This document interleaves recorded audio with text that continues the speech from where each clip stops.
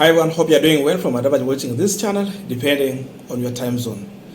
Now, there have been a bitter exchange between Babu Owino, the Member of Parliament representing Embakasi East, and Peter Salasia, Mias East Member of Parliament. And someone will ask just one simple question. If there is a fight between Babu Owino and Peter Salasia, who is the beneficiary of this fight? Is it benefiting Babu Owino, Peter Salasia, Raila Odinga, or William Samoei Ruto? That's a question you can help me through the comment section to answer this question. But above all, what I understand is that Babu Owino is a big brother to Peter Salasia. So that means if there is any difference, Babu Owino should come above all those differences and show the leadership as a big brother. Not when Peter Salasia go low, then Babu Owino also goes low. No, it should not happen that way. Babu Owino has to show the way. Then Peter Salasia is a man who is playing local politics. Remember, they're not in the same party. Peter Salasia is in DAPK party, ile ya Eugene Wamalwa. A man that Eugene Wamalwa loves so much. And of course, Babu Owino is a diehard of Baba.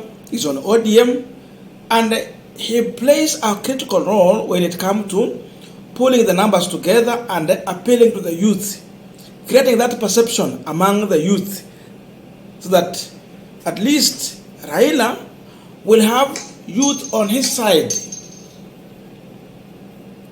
So for that one, I don't understand why Babu Owino went that much low. It's all about the issue of the analysis on the performance of members of parliament. So if they actually disagreed, and it turned up into an insult on social media. Ruto is benefiting at this level. When there is fight in Azimio, Raila is losing, Ruto is winning. When there is fight in Kenya Kwanza, Raila is winning, Ruto is losing. As simple as that. But again, this division is going down up to the Bunge La Wananchi. Now the cracks seemingly is like they are emerging. And the other emerging issue is that there are people who are using money to infiltrate Bunge La Wananchi, Jeshi La Baba. We have people who have been close to Raila Odinga, Nuru Okanga, Gaucho, Omosh 1 hour, and others. They are carrying the face of youth in Azimio La Umoja. When they speak in Nairobi, it reciprocates in the village, in all counties. Youth would want to follow what direction they are also giving. They would want to go to demonstration the same way they are going to lead demonstration in Nairobi. So there's also another division emerging between Nuru Okanga and the Omosh 1 hour. Yes, some of you asked me that question in WhatsApp, and it is good we come and speak about this issue. The same thing, if there is infight in Bunge La Wananchi, which has been playing a critical role around Raila Amolo Odinga, who is benefiting from this whole fight? I want to listen to Nuru Okanga shortly, and then from here, I think Gaucho, the president of Bunge La Wananchi, has a solution to Babu Owino, Peter Salasia, and the Bunge La Wananchi. Na sina vita na Omosh. Na ukiangalia zile video Omosh amepiga juu yangu na Kimbikimbi amepiga juu yangu, mimi sijai respond. Kwa sababu najiheshimu na heshimu Raila Odinga. Omosh jana alisema ya kwamba Salasia kama hataki kukaa Azimio atoka aende. Omosh ni nani anaambia Salasia atoka aende? Salasia akahapo Wajakoya akaazimio. Salasia akaazimio. Eugene Wamalwa akaazimio. Oparanya akaazimio. Hao watu wote ni Waluya. Kwani Azimio ni ya Wajaluo? Ama Azimio imebeba watu kutoka Central, Ukambani, Kenya mzima?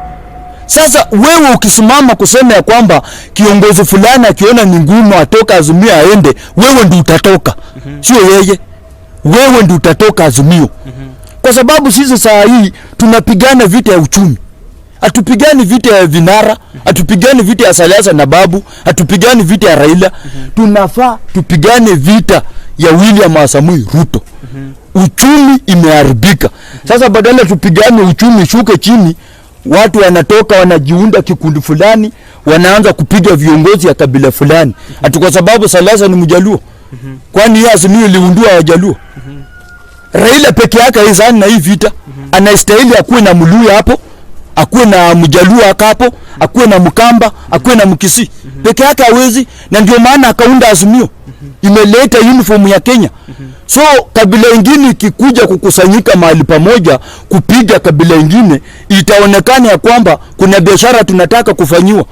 Na hiyo sio mzuri. Mimi naambia Omosh for free reality. Na watu wamenipigia simu wakiteta sana. Kwa nini hiyo kitu inafanyika Jakaranda? Mimi nikaambia kwa sababu pesa inatembea. Watu wa UDA wamepata mwanya, Omosh ni mtu tangatanga. Na yeye ndio anatumia kuharibu bunge ya Jakaranda. Omosh ni mtu. People like Jalango have been mentioned as individuals who are pouring money at Bunge La Wananchi just to infiltrate and cause division there. And there is big reason why Jalango can do that, or anyone close to Olango can advise him to do so. Because he understands the resistance that he's facing as of now is huge, is being viewed as a betrayer. So the best way to do it is to use the same people who have exposed him out so that they will also fall on the same suit, so that kama kuna mtu yote anapea kitu ataanza kuonekana kama pia yeye ni betrayer. In that way, Jalango is also understanding that the people who coming out as a threat, for example, someone like Gaucho. Gaucho can decide to go to the constituency where Jalango is leading and vie for that seat, because Gaucho has been shown loyalty and Jalango has shown how disloyal he can be. Then people will vote on emotion, and that emotion can favor another candidate who is not Jalango. So the best way to do it, infiltrate. Have your hand there, cause division. Then from there, you can emerge. Above all, on Peter Salasia and Babu Owino, Gaucho has a message. Babu Owino, if he continue to fight with someone small like Peter Salasia, he is injuring the influence of Baba in the current politics and in the future. Because someone will take that advantage.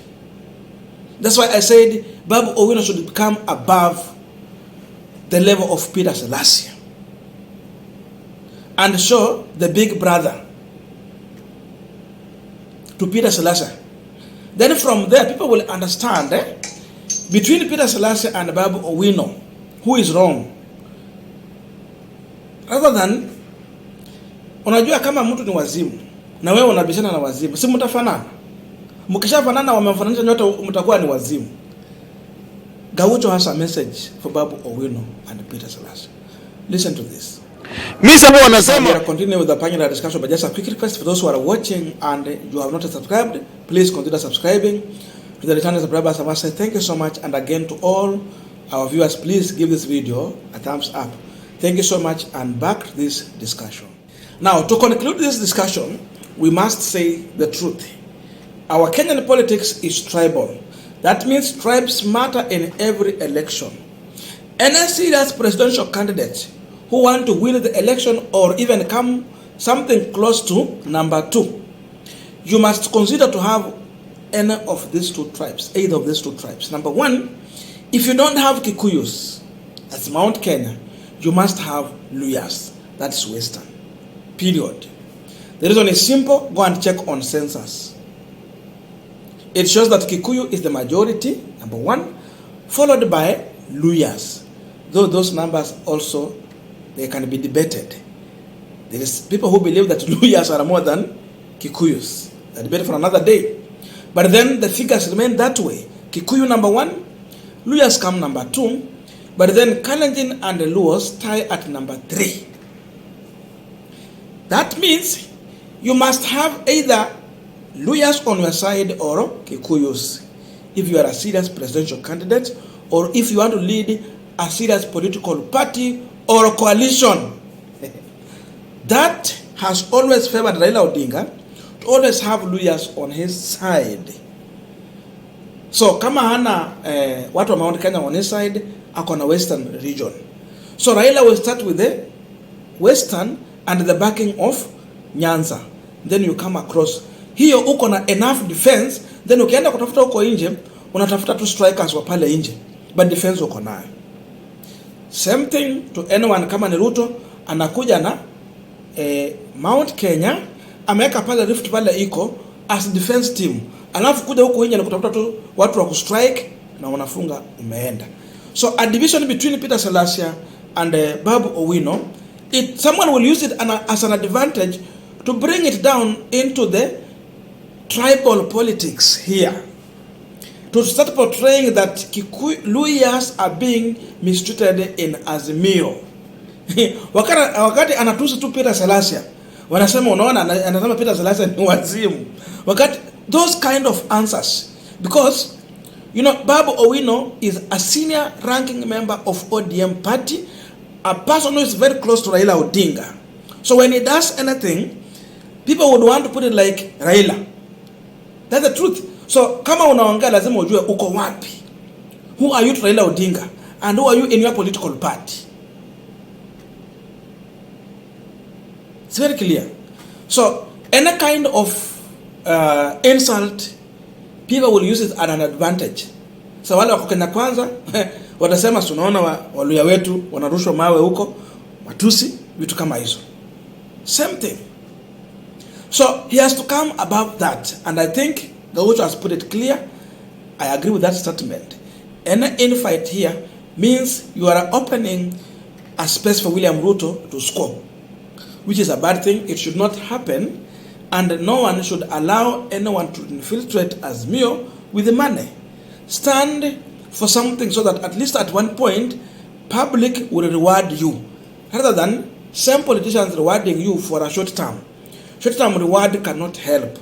It's better you have a long-term reward. Someone like Nuru Okanga can become a serious politician in this country. Gaucho has a good future. Almost 1 hour is a promising person. We would want to see all of these people growing. So they have to make a decision between going for short-term benefit and long-term benefit. Change a life rather than being used by a few individuals to stop that which you had started that was touching on many people. See you in our next video.